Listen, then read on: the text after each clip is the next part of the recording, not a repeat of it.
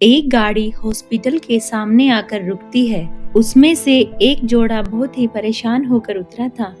ना जाने उनके साथ क्या हुआ था। वो लोग तो बहुत ही परेशान लग रहे थे। उनके साथ एक 5-6 साल की बच्ची भी थी, जो अपनी माँ का हाथ पकड़कर उसके साथ चल रही थी। डॉक्टर साहब है क्या? और हमारा नंबर कब आएगा? जरा चेक करके बताना। अपना नाम बताओ। मेरा नाम रमेश है और मुझे मेरी बच्ची को दिखाना है। उसका नाम शिवानी है। सर, आपका चौथा नंबर है। जैसे ही आपका नंबर आएगा मैं आपको आवाज दूंगी। रमेश अपनी बीवी और बेटे के पास बैठकर अपनी बारी का इंतजार करता है। रमेश काफी देर इंतजार करता है और जब काफी देर हो जाती है तो वह दोबारा रिसेप्शन पर जाकर पूछता है, आप बार बार उठकर क्यों आ जाते हैं? आपको पता है ना, जब नंबर आएगा तो मैं आवाज लगा दूंगी। बाकी पेशेंट्स को भी आपकी वजह से बहुत परेशानी हो रही है। आप प्लीज जाकर बैठ जाइए। जैसे ही नंबर आता है मैं आपको आवाज लगाऊंगी। इस बार रमेश को गुस्सा आ जाता है और वह गुस्से में जाकर बैठ जाता है। तभी नर्स उसे आवाज लगाती है, शिवानी, आपका नंबर है, अब आप जाइए। वो लोग झट से उठकर डॉक्टर के कैबिन में चले गए। हाँ तो रमेश जी, बताइए क्या हुआ है आपको? डॉक्टर साहब, मैं तो ठीक हूँ। ये मेरी बेटी है शिवानी। ये 6 साल की है और कुछ दिन से घर में अकेले ही बैठकर बातें करने लगी है। समझ नहीं आ रहा है क्या हुआ है। बोलो तो कहती है वो अपने दोस्त से बात कर रही है और वो दोस्त उससे खेलता है। दिन तो छोड़ो, रात में भी वो बैठकर उससे बातें ही करती रहती है। डॉक्टर साहब, इसकी नींद भी पूरी नहीं हो पाती। डॉक्टर साहब, हमने इसको समझाने की बहुत कोशिश की। वो ये भी कहती है कि उसका दोस्त दरवाजे के नीचे से आया है और उसने शिवानी को एक सिक्का भी दिया। पता नहीं ये सिक्का कहाँ से आया घर में। हमने उसको अपने दोस्तों के साथ खेलो ऐसा कहा, लेकिन इसे कुछ फर्क नहीं हुआ, इसलिए आपके पास आए हैं। अब आप ही बताइए क्या करें डॉक्टर साहब। डॉक्टर ने जब शिवानी को देखा तो वह समझ गए कि बात थोड़ी सीरियस है। डॉक्टर ने शिवानी से अकेले में बात करने के लिए कहा और उसके माता पिता को बाहर जाने के लिए बोल दिया। शिवानी को देखकर लग रहा था कि वो परेशान तो है, लगता था उसकी नींद भी पूरी नहीं होती। उसकी आंखों के पास काले घेरे बने थे। उम्र के हिसाब से ज्यादा थकी हुई लग रही थी। डॉक्टर ने समझ लिया कि बच्ची तकलीफ में है। उन्होंने उससे पूछा, बेटा, तुम्हारा क्या नाम है? तुम्हारा कोई दोस्त नहीं है? तुम्हारे पापा बता रहे थे। और क्या तुम अकेले खेलती हो? नहीं नहीं, मैं अकेले नहीं खेलती, है ना, मेरा दोस्त है और उसने मुझे ये सिक्का भी दिया है। ये मेरे दोस्त ने ही दिया है। वह सिक्का बहुत ही पुराना सा लग रहा था और सोने की तरह चमक रहा था। उसका रंग भी बिल्कुल सोने जैसा ही था। अच्छा बेटा, ये बताओ, क्या तुम उस दोस्त के साथ रोज खेलती हो? हाँ हाँ, मैं उसके साथ रोज खेलती हूँ और जहाँ जाती हूँ वो मेरे साथ साथ आता है, स्कूल में भी। अच्छा बेटा बताओ, क्या वो तुम्हारा दोस्त यहाँ भी है? हाँ हाँ, वो यहाँ भी है। जहाँ भी मैं होती हूँ वो हर जगह होता है। ये सब सुनते ही डॉक्टर को थोड़ा अजीब महसूस हुआ। उसने अपने आसपास नजर दौड़ा के देखा। उसको सब कुछ नॉर्मल ही लग रहा था। फिर मुझे तो नहीं दिख रहा है। क्या वो सिर्फ आपको दिखता है बेटा? रमेश और उसकी पत्नी डॉक्टर के कैबिन के बाहर से ही उनकी सारी बातें सुन रहे थे। अंकल अंकल, मेरा दोस्त आपके पास ही खड़ा है और वो ऐसे नहीं दिखता। उसको देखने के लिए आपको ये सिक्का अपने हाथ में रखकर ये कहना है कि मुझे मरना है, तभी वो दिखेगा। डॉक्टर को थोड़ा अजीब लग रहा था, लेकिन शिवानी की बात सुनकर उनको भी लगा कि उनके कैबिन में कोई है। लगा जैसे एक ठंडी हवा का झोंका उनको छू कर गया हो। वो मन में ही मुस्काए और शिवानी के पेरेंट्स को अंदर आने को कहा। मिस्टर रमेश, शिवानी को थोड़ा प्रॉब्लम तो है, लेकिन चिंता की कोई बात नहीं। ये ऑटिज्म का केस है। ऐसे बहुत से पेशेंट यहाँ आते हैं। इसमें से जो लोग अकेले होते हैं वो अक्सर अपने मन में जो सोचते हैं वो सच्चाई में महसूस करते हैं और उनसे बातें करते हैं। ये बीमारी धीरे धीरे ठीक होती है। चिंता करने की कोई बात नहीं। मैं ये दवाई दे देता हूँ, आप इनको देना चालू करें और कुछ हो तो मुझसे आकर मिलो। और हाँ, शिवानी को खुश रखो, उसको मनपसंद चीजें करने दो, उसको घुमाओ, लेकिन अकेला मत छोड़ो। रमेश और उसकी पत्नी डॉक्टर को हाँ बोलकर अपने घर के लिए निकल जाते हैं। जैसे ही वो लोग अपने घर पहुंचते हैं, उसके बाद कोई पेशेंट ना होने के कारण डॉक्टर भी फ्रेश होने के लिए वॉशरूम जाते हैं। जैसे ही डॉक्टर वॉशरूम में जाकर हाथ मुंह धोते हैं, उन्हें शिवानी की वो सिक्के वाली बात याद आती है। तभी डॉक्टर अपने कैबिन में जाकर उस सिक्के को देखते हैं और उसको उठाते हैं, क्योंकि शिवानी उस सिक्के को वहीं पर छोड़कर चली गई थी। डॉक्टर उस सिक्के को लेकर वॉशरूम में आते हैं और वहां पर उसे हाथ में रखकर मन में बोलते हैं, क्या सच में मुझे मरना है? यह कहने से वो बच्चा दिख सकता है? ऐसा कहकर डॉक्टर ने वो सिक्का वॉश बेसिन पर रख दिया और अपने चेहरे पर पानी डालकर उसे धोने लगे। डॉक्टर जब अपना चेहरा पोंछ रहा था तो उसे लगा कि उसके पास कोई है। जैसे ही डॉक्टर ने मुड़कर देखा, उसके सामने एक भूतिया बच्चा खड़ा था, जिसकी आंखों के निशाने एकदम सीधे उसके दिल पर तलवार की तरह वार कर रहे थे। डॉक्टर को सोचने तक का और आवाज देने तक का भी मौका नहीं मिला। वो इतना भयंकर था कि एक बिजली सी उसके सीने में दौड़ गई और एक जोर का दिल का दौरा पड़ा और वो जमीन पर गिर गए और गिरते ही डॉक्टर की मौत हो गई। और इधर रमेश का परिवार उन सब बातों से बिल्कुल अनजान था। देखो भाई उर्मिला, आज तुम भी थक गई और मैं भी। क्यों ना आज हम शिवानी की पसंद का खाना ऑर्डर करें? अरे हाँ, क्यों नहीं। आज तो मेरा भी मन बाहर का कुछ अच्छा खाने का है, और वैसे भी आज डॉक्टर ने बोल ही दिया है तो हमारी सारी समस्या हल हो ही जाएगी। तो इसलिए आज खुशी मनाते हैं और अच्छा सा कुछ बाहर का खाते हैं। रमेश बाहर से खाना ऑर्डर करता है और खाना खाकर वो लोग सो जाते हैं। उर्मिला सुबह जल्दी उठकर रमेश को कॉफी बनाकर देती है और उसको ऑफिस जाने के लिए टिफिन तैयार कर रही होती है। तभी रमेश के फोन की घंटी बजती है। रमेश के पास हॉस्पिटल से फोन आया हुआ था कि कल उनके डॉक्टर की मौत हो गई है। उर्मिला, जिस डॉक्टर के पास हम कल गए थे, उनकी दिल का दौरा पड़ने से मौत हो गई। अरे ये आप क्या कह रहे हैं? कल तो वो डॉक्टर बिल्कुल ठीक ठाक थे, ये अचानक उन्हें दिल का दौरा पड़ गया। अब हमारी शिवानी का इलाज कौन करेगा? यार यह क्या हो रहा है? मुझे तो कुछ समझ में नहीं आ रहा है। उस डॉक्टर से मिलकर तो लगा था कि अब हमारी शिवानी ठीक हो जाएगी। उन्होंने ही एक हमें आखिरी उम्मीद दी थी। अब हम क्या करेंगे रमेश? तुम बिल्कुल भी चिंता मत करो उर्मिला, हम कोई न कोई इंतजाम कर लेंगे। और वैसे भी मुंबई में डॉक्टर्स की कोई कमी है क्या? हम कोई दूसरा डॉक्टर देख लेंगे अपनी शिवानी के लिए, पर हम अपनी बेटी को ठीक करके ही रहेंगे। रमेश को ये सब सुनकर अब ऑफिस जाने का भी मन नहीं था। वो ऑफिस में फोन करके आज की भी छुट्टी ले लेता है। जब उर्मिला अपना काम निपटाकर रमेश के पास आती है तो वह उर्मिला से कहता है, अरे उर्मिला, आज तो मेरा मन कहीं घूमने का हो रहा है और आइसक्रीम खाने का भी हो रहा है, चले क्या? शिवानी को आइसक्रीम बहुत ही पसंद थी। वह एकदम जाने के लिए तैयार हो जाती है, लेकिन उर्मिला घर के कुछ कामों के कारण मना कर देती है। उर्मिला घर पर ही रुकती है। रमेश और शिवानी घूमने के लिए बाहर चले जाते हैं। उर्मिला का कल पूरा दिन हॉस्पिटल के चक्कर काटने में ही गया, तो आज उर्मिला को घर के बहुत काम करने थे। और इस घर में वो लोग अभी अभी शिफ्ट हुए थे, तो किसी से ज्यादा जान पहचान भी नहीं थी। लेकिन रमेश के ऑफिस में काम करने वाले शर्मा जी उनके पड़ोस में ही रहते थे। अगर शिवानी कभी खेलने जाती थी तो केवल उन्हीं की लड़की के साथ खेलती थी, क्योंकि उनकी लड़की और शिवानी एक ही उम्र के थे। दूसरी ओर रमेश अपनी बेटी शिवानी के साथ घूमने जा रहा होता है, तो शिवानी बहुत खुश हो रही होती है। उर्मिला और रमेश का यह घर बहुत ही शानदार था, लेकिन उर्मिला को यह घर कुछ ज्यादा खास पसंद नहीं था। जैसे ही उर्मिला सफाई करने के मकसद से अपने नए घर के पीछे गई, तो उसे वहां पर एक खुफिया दरवाजा दिखाई दिया और उसे देखकर वह चौंक गई। जब उर्मिला दरवाजा खोलकर अंदर गई, वहां पर सब पुराना सामान और कबाड़ रखा था। वो वहां जाती है, हर तरफ धूल और मिट्टी होती है।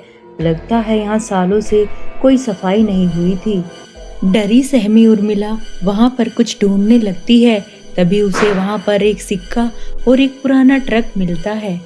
डरी सहमी उर्मिला जैसे ही उस ट्रक को खोलती है, उसमें से एक भयानक जीव बाहर आता है और एक नीले रंग का भूत भी निकलता है। वह भूत देखते ही देखते बिना दरवाजा खोले बाहर भाग जाता है। उर्मिला भी तुरंत उसके पीछे पीछे भागती है। वह भूत भागकर उर्मिला के घर में घुस जाता है। उर्मिला भी उसके पीछे पीछे आती है। अब मैं समझ गई, मेरी बेटी किसके साथ खेलने की बातें करती थी। यह तो शायद वही भूत है जो दरवाजे के नीचे से आता है। हे भगवान, ये तो ऊपर चला गया। जैसे ही उर्मिला अपनी सीढ़ियों से चढ़कर ऊपर जाती है, वह क्या देखती है, उसके सामने एक बच्चा खड़ा था, पर वह बच्चा नहीं, एक खूंखार भूत था। उस भूत को देखकर उर्मिला की सिट्टी पिट्टी गुम हो जाती है और वह यह सोचती है कि उसकी बेटी किस भूत के साथ आज तक खेला करती थी। देखते ही देखते वह भूत सीढ़ियों से नीचे की ओर आ जाता है। उर्मिला इतनी डर चुकी होती है कि वह सीढ़ियों से नीचे गिर जाती है। सीढ़ियों से गिरते ही उर्मिला के सिर से ढेर सारा खून बह जाता है, जिसके कारण थोड़ी देर में ही वह मर जाती है। दूसरी ओर रमेश इन सब बातों से बेखबर अपनी बेटी के साथ उसे खुश करने के लिए उसका फेवरेट खाना और उसको आइसक्रीम खिला रहा था। शिवानी, मुझे बताओ बेटा, तुम जिस दोस्त की बात करती हो वो दोस्त आज तुम्हारे साथ आया है या नहीं? क्या उसको आइसक्रीम पसंद नहीं है? नहीं पापा, उसको तो आज खून पीने का मन हो रहा था ना, इसलिए वो आज घर में ही रुक गया। जैसे ही शिवानी ने ऐसा कहा, रमेश के जैसे होश ही उड़ गए। रमेश को उर्मिला की चिंता होने लगती है और वो शिवानी को गाड़ी में बिठाकर अपनी आइसक्रीम भी फेंक देता है और गाड़ी चालू करके गाड़ी को बहुत तेज भगाता है। जैसे ही रमेश अपने घर पहुंचता है और वह देखता है कि उसके घर का दरवाजा खुला हुआ है, वह तेजी से शिवानी के साथ घर के अंदर जाता है। रमेश भागते हुए घर के अंदर गया तो जैसे उसके पैरों के नीचे से जमीन ही खिसक गई। वह थर थर कांप रहा था। उसके सामने उर्मिला खून में लिपटी हुई पड़ी थी। तभी रमेश एम्बुलेंस को फोन लगाता है। डॉक्टर उसे तुरंत ऑपरेशन थिएटर में ले जाते हैं। थोड़ी देर बाहर इंतजार करने के बाद उसके पास डॉक्टर आता है और कहता है, रमेश सॉरी, ये पहले ही मर चुकी है। इनकी मौत लगभग 2 घंटे पहले ही हो चुकी है। यह सुनते ही रमेश बिल्कुल टूट जाता है। अभी तक तो उसकी लड़की की परेशानी ही उसके दिमाग में थी, लेकिन अपनी बीवी की मौत ने उसको बिल्कुल हिलाकर रख दिया था। उसकी मौत के 3 दिन बाद भी रमेश सदमे से बाहर नहीं आ पाया था। शिवानी भी अपनी माँ की याद में एकदम उदास बैठी रहती थी और वह भी कुछ खाती पीती नहीं थी। तभी उनके पड़ोसी शर्मा जी रमेश के घर आते हैं।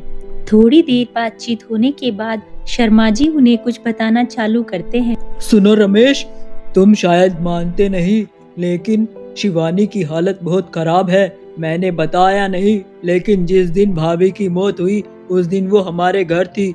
तुम सब क्रियाक्रम में थे। यहाँ शिवानी ने मेरी लड़की को हाथ पर काटा, काफी खून निकला और टाके भी लगे उसको। मैंने तुम्हें नहीं बताया, लेकिन जब मैंने उसको पूछा तो शिवानी ने साफ मना किया और कहा कि उसके दोस्त को शिवानी का किसी और के साथ खेलना पसंद नहीं आया, इसलिए उसने ऐसा किया। रमेश, मेरी बात मानो, अब तुम डॉक्टर वॉक्टर को छोड़ो, लेकिन एक आदमी है जिसको मैं ये जानता हूँ, जो ये ना समझने वाली चीजों को कर लेता है। तुम कहो तो मैं बुलाऊं? हाँ भाई साहब, ये बिल्कुल ठीक कह रहे हैं। ये कोई छोटी बात नहीं है और कोई भी डॉक्टर इन चीजों को ठीक नहीं कर सकता। आप इनकी बात मान लीजिए और उस आदमी को बुला लीजिए। उनकी बातें सुनकर रमेश राजी हो जाता है। शर्मा जी उस आदमी को फोन करके बुलाते हैं। वह आदमी थोड़ी देर बाद ही रमेश के घर पहुंच जाता है। मैं यह महसूस कर सकता हूँ, इस घर में एक बहुत ही बुरी आत्मा है और उसके इरादे बहुत ही खतरनाक और डरावने हैं। मुझे तुम उस बच्ची के रूम तक ले चलो। जैसे ही वो चारों शिवानी के कमरे में गए, वो सब हैरान हो गए क्योंकि उन्होंने देखा कि वह भूत बच्चा शिवानी को लेकर उसको मारने की कोशिश कर रहा था। फिर उस आदमी ने कुछ ऐसे मंत्र पढ़े जिन्हें सुनकर वह बच्चा वहां से भाग गया। उसके जाते ही शिवानी की आंखें खुल गई और उसे अब सब कुछ समझ में आ गया। पापा, ये मेरे साथ क्या हो रहा है? मुझे कुछ समझ नहीं आया। मुझे तो अभी अचानक ऐसा लगा जैसे मैं कितने दिनों बाद सोकर उठी हूँ। शिवानी बेटा, अब तुम चिंता मत करो, अब सब ठीक हो जाएगा। पंडित जी, अब आप ही कुछ कीजिए, आप ही हमें बताइए कि इस मुसीबत से हमें कैसे छुटकारा मिलेगा। उस भूत को देखकर मुझे ये तो समझ में आ गया कि यह कोई साया है और जो बहुत ही डरावना है, लेकिन उसको क्या चाहिए ये समझ नहीं आया। वो ढूंढने के लिए मुझे इस घर की सारी चीजों को ध्यान से देखना होगा और वो जो सिक्कों वाली बात तुमने बताई है वो भी देखनी होगी। क्यों ये सिक्के क्यों और कहां से आ रहे हैं? शिवानी के कमरे में सब कुछ अच्छी तरह ढूंढने के बाद भी उस पंडित जी को कुछ नहीं मिला सिवाय उन सिक्कों के। घर में हर जगह सब कुछ ढूंढने के बाद वो लोग घर के बाहर आखिर उस खुफिया दरवाजे तक पहुंच जाते हैं। उस कमरे में अंदर जाते ही पंडित जी अपनी टॉर्च लेके सबसे आगे आगे चल रहे थे। बाकी सभी लोग बहुत ही डरे हुए थे। पंडित जी को भी शिवानी की मम्मी की तरह वह एक अजीब सा बक्सा दिखाई दिया। जैसे ही उसने बक्से को खोलने की कोशिश की, अचानक वह बक्सा गायब होकर उसकी जगह वह भूत बच्चा आ जाता है। पंडित जी डरते डरते अपने मंत्रों का जाप करते रहते हैं। फिर पंडित जी बिना डरे अपने मंत्रों का जाप चालू रखते हैं, जिसे सुनकर वह भूत बच्चा वहां से गायब हो जाता है। उसके जाने के बाद जैसे ही पंडित जी उस बक्से को खोलते हैं, उसमें से बहुत सारे सिक्के निकलते हैं। तो ये बात है, ये सारे सिक्के उस भूतिया बच्चे के हैं जो वो अपने इन बक्सों से उठाकर ले जाता है और बच्चों को दे देता है। देखो बच्चा, अब मेरी समझ में आ गया है। जैसे कि मैं जब भी अपने मंत्रों का उच्चारण करता हूँ, उनके सुनते ही वह यहाँ से भाग जाता है। इसका मतलब उसको वश में किया जा सकता है। और मुझे ये बताओ, यह घर तुम्हारा है और तुम्हें पता नहीं तुम्हारे घर में इतनी खुफिया जगह है और यहाँ पर ऐसे भूतों का वास है। तुमने ये घर जिससे लिया है उससे तुरंत पता करो इस घर का इतिहास क्या है, क्योंकि वह बच्चा तुम्हारी लड़की के साथ खेलने नहीं, उसकी जान के पीछे पड़ा हुआ है। घर के अंदर आते ही रमेश ने अपने एजेंट को फोन किया, जिससे उन्होंने यह घर खरीदा था। थोड़ी ही देर में एजेंट भी वहां पर आ जाता है और वह रमेश को बताता है कि देखो रमेश, मैंने तुम्हारे फोन काटने के बाद इस मकान मालिक को फोन किया था, तो उनके दादा ने मुझे यह कहानी सुनाई थी कि ये अलमारी और बक्सा काफी साल पुराना था, लगभग 100 साल पुराना। एक जमींदार खुदाई कर रहा था खजाने के लिए। उसके लिए एक डायन ने बच्चों की बलि मांगी थी। उस डायन ने 3 बच्चों की बलि मांगी थी। एक बलि हो गई थी, दूसरी बलि देनी थी, लेकिन कोई बच्चा नहीं मिला। इसलिए डायन ने उसी जमींदार के बच्चे की बलि मांगी। पहले तो उसने मना किया, लेकिन फिर धन की चाहत में उसने हाँ कह दिया। लेकिन ये बात गांव वालों को न जाने कहां से पता चली। जब बलि देने की बारी आई, सभी गांव वाले मशाल लेकर वहां पहुंच गए। उन्होंने उस डायन को जलाना चाहा, लेकिन उसको काला जादू आता था। वो काले जादू की बहुत बड़ी साधक थी। वो धन कमाना तो एक बहाना था, वो बच्चों की बलि से अपने काले जादू की ताकत बढ़ाना चाहती थी। जैसे ही वो मरने लगी, उसकी काली रूह उस जमींदार के बच्चे में चली गई, तो लोगों ने उस बच्चे को भी जलाना चाहा, लेकिन ऐसा हो ना सका और वो बच्चा बिना जले रह गया। उस बच्चे को इन्हीं सिक्कों के साथ दफन कर दिया गया। इस तरह वो धन जो मिला था वो शापित हो गया। वो शापित सिक्के सालों तक जमीन में गड़े रहने के बाद भी वो शाप उनमें रह गया था। लेकिन उस डायन की रूह तो उस बच्चे में रह गई। और जैसे ही उस जमीन पर कुछ सालों बाद घर के पुराने मालिक ने काम चालू किया, तो ये बक्सा मिल गया जिसमें वो शापित सिक्के थे। उन्होंने इसको छुपाना चाहा। कुछ दिन के बाद वो खुद पागल से हो गए और कहते हैं कि उनको भी बच्चा दिखता था। बाद में वो सब ये घर छोड़कर चले गए, लेकिन अब वो डायन वापस आ गई है और उसको अपना तीसरा बच्चा चाहिए, इसलिए वो शिवानी के पीछे पड़ी है।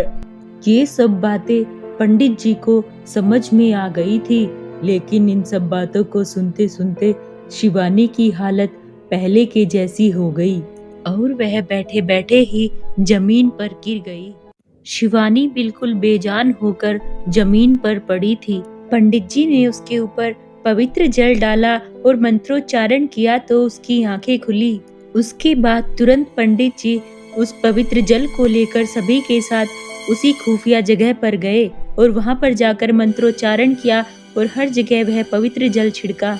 जहां जहां पर वह पवित्र जल का छिड़काव किया, हर जगह आग लगने लगी और उस भूत बच्चे पर भी वह पवित्र जल पड़ गया।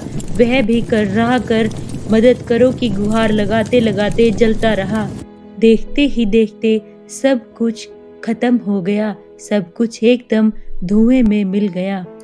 अब जब सब ठीक हो ही गया था तो पंडित जी रमेश को बोले, देखो रमेश, आज से ये घर अब सिर्फ तुम्हारा हुआ।